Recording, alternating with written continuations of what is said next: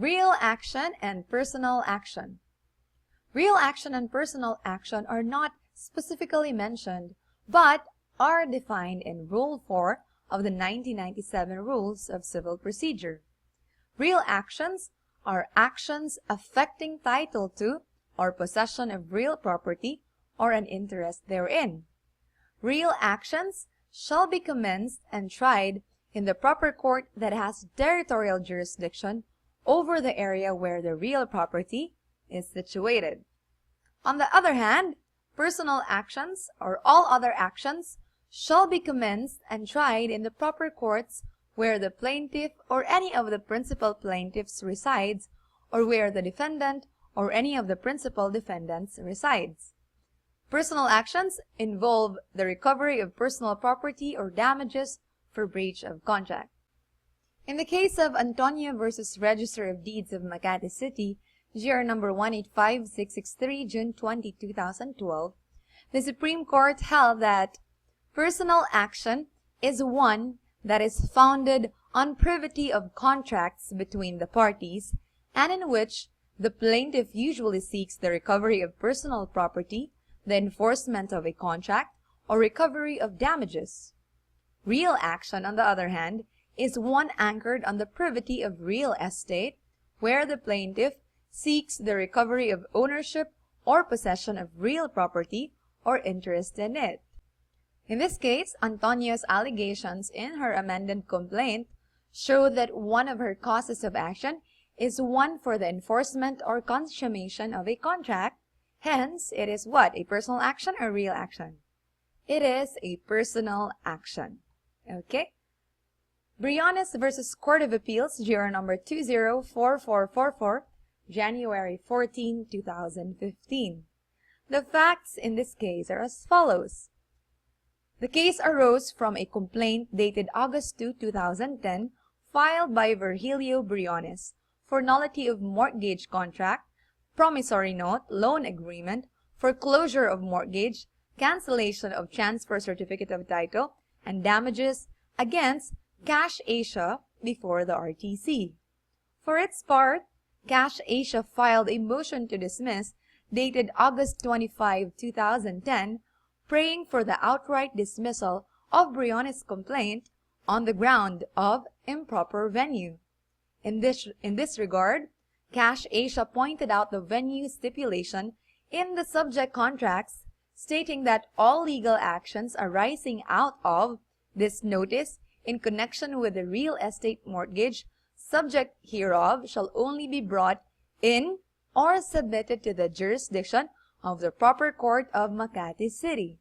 In view thereof, it contended that all actions arising out of the subject contracts may only be exclusively brought in the courts of Makati City, and as such, Briones' complaint should be dismissed for having been filed in the city of Manila. The issue in this case is whether the dismissal of the case on the ground of improper venue was proper.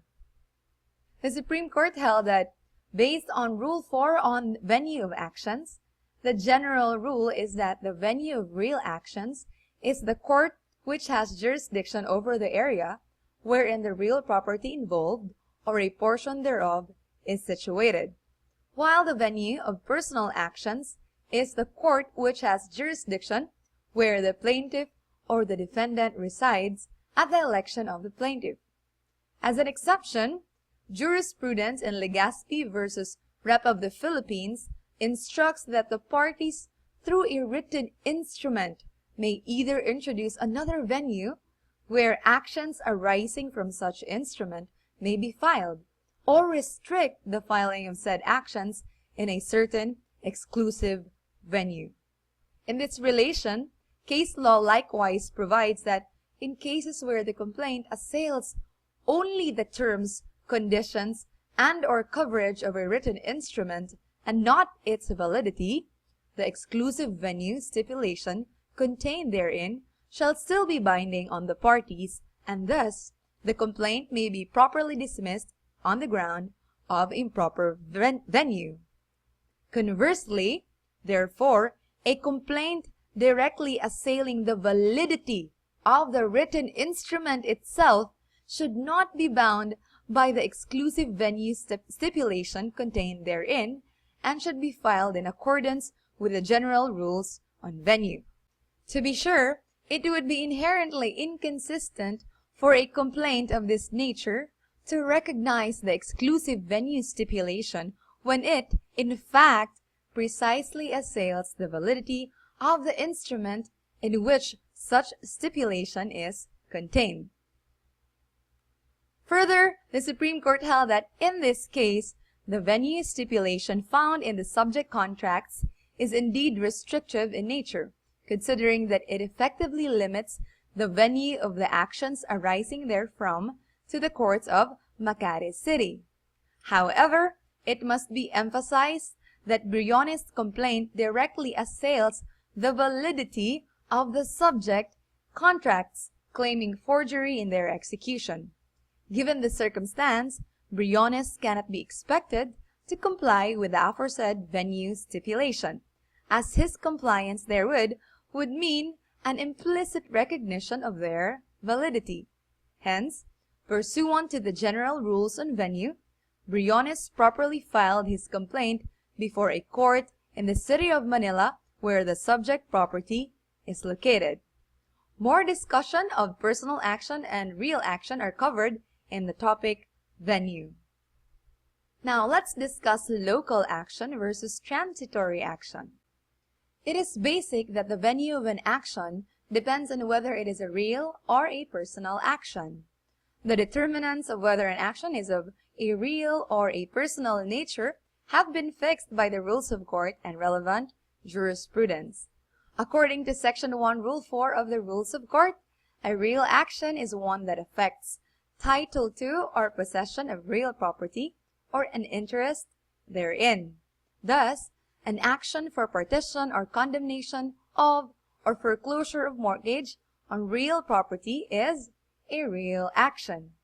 The real action is to be commenced and tried in the proper court having jurisdiction over the area wherein the real property involved, or a portion thereof, is situated, which explains why the action is also referred to as a local action. In contrast, the rules of court declares all other actions as personal actions.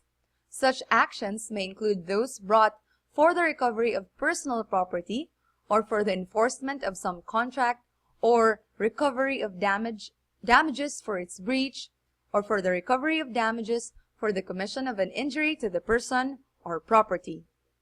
The venue of a personal action is the place where the plaintiff or any of the principal plaintiffs resides, or where the defendant or any of the principal defendants resides, or in the case of a non-resident defendant, where he may be found at the election of the plaintiff, for which reason the action is considered a transitory one. Alright, let's discuss the case of BPI Family Savings Bank versus Spouses Yuhico, GR number 175796, July 22, 2015. The Supreme Court held in this case that, based on the distinctions between real and personal actions, an action to recover the deficiency after the extrajudicial foreclosure of the real property mortgage is a personal action, for it does not affect title to or possession of real property or any interest therein. Actions in personam, in rem, and quasi in rem. I have discussed these topics in the topic jurisdiction over the parties and jurisdiction over the rest. Let us have a review. The question of whether the trial court has jurisdiction depends on the nature of the action, whether the action is in personam, in rem, or quasi in rem. The rules and service of summons under Rule 14 of the Rules of Court likewise apply according to the nature of the action. An action in personam is an action against a person on the basis of his personal liability. An action in rem is an action against the thing itself instead of against the person. An action quasi in rem is one wherein an individual is named as defendant, and the purpose of the proceeding is to subject his interest therein to the obligation or lien burdening the property. In an action in personam, jurisdiction over the person of the defendant is necessary for the court to validly try and decide the case. In a proceeding in rem or quasi in rem, jurisdiction over the person of the defendant is not a prerequisite to confer jurisdiction on the court, provided that the court acquires jurisdiction over the res. Nonetheless, summons must be served upon the defendant not for the purpose of vesting the court with jurisdiction, but merely for satisfying the due process requirements. In actions in personam, any judgment therein is binding only upon the parties properly impleaded. In actions in rem, the decision on the petition binds not only the parties thereto, but the whole world. On the other hand, a proceeding quasi in rem is one brought against persons seeking to subject the property of such persons to the discharge of the claims assailed. In an action quasi in rem, an individual is named as defendant, and the purpose of the proceeding is to subject his interests therein to the obligation or loan burdening the property. Actions quasi in rem deal with the status, ownership, or liability of a particular property, but which are intended to operate on these questions only as between the particular parties to the proceedings, and not to ascertain or cut off the rights or interests of all possible claimants.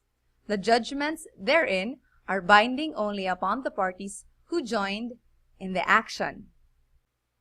Now, what is the difference between the categorization of personal and real actions vis-a-vis actions in personam and in rem? Personal and real actions determine venue, whereas actions in personam and in rem determine the binding effect of a decision the court may render over a party, whether impleaded or not. In one case, the Supreme Court held that it is indubitable that the action instituted by private respondent against petitioner affects the parties alone, not the whole world. Hence, it is an action in personam, that is, any judgment therein is binding only upon the parties properly impleaded. However, this does not automatically mean that the action for damages and to fix the period of the lease contract is also a personal action. For a personal action may not necessarily be an action in personam, and a real action may not at the same time be an action in rem. In Hernandez v. Rural Bank of Lucena, the Supreme Court held that in a personal action, the plaintiff seeks the recovery of personal property, the enforcement of a contract, or the recovery of damages. In a real action, the plaintiff seeks the recovery of real property, or as indicated in Section 2A of Rule 4, a real action is an action affecting title to real property, or for the recovery of possession, or for partition, or condemnation of, or foreclosure of a mortgage on real property. An action in personam is an action against a person on the basis of his personal liability, while an action in rem is an action against the thing itself instead of against the person. Hence, a real action may at the same time be an action in personam and not necessarily an action in rem. Consequently, the distinction between an action in personam and in rem, or an action in rem, for purposes of determining venue, is irrelevant. Instead, it is imperative to find out if the action filed is a personal action or a real action. Okay, that is very clear that when talking about venue, there should be a determination of whether the action is a real action or a personal action, and not whether the action is an action in personam, in rem, or quasi in rem, because this categorization is based on the binding effect of the judgment and not on the venue of the action.